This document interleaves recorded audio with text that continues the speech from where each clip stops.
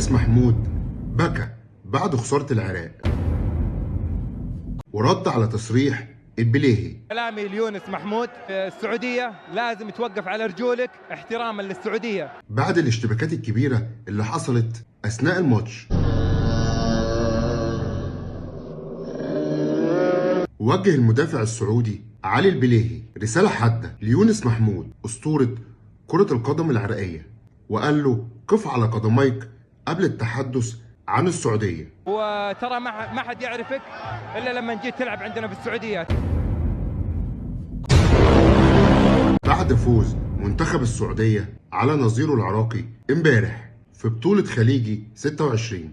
وقال التصريح ده لقنوات الكاس القطرية بعد المباراة، وقال البليهي ليونس محمود لما تتكلم عن السعودية لازم تقوم وتقف احتراما وتقدير، وكمان قال محدش كان يعرفك قبل ما تلعب في السعودية، واوعى تمس بلدنا او تحاول الاساءة لينا، واحترم شعارنا، واتمنى ليك رحلة للعودة موفقة.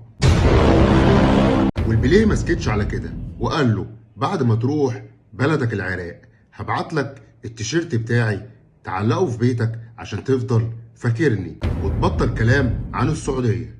ده كله بسبب ان يونس محمود اطلق تصريح ساخر بعد سؤاله عن امكانية فوز السعودية بلقب البطولة، وبعد التصريح الساخر اللي هو قاله لم يتراجع ورفض الاعتذار، واحرز سالم الدوسري الهدف الاول في الدقيقة ال56، وتعادل مهند علي لصالح العراق ضد السعودية في الدقيقة ال64، واحتلت السعودية المركز الثاني في المجموعة بالتساوي مع البحرين، ومنتخب العراق اتساوى مع اليمن بجدول ترتيب بمجموعة 3 نقاط. وحصل أجواء مشحونة أثناء المباراة، وده خلى الماتش يقف أكتر من دقايق لحين السيطرة ورجوع الماتش من جديد.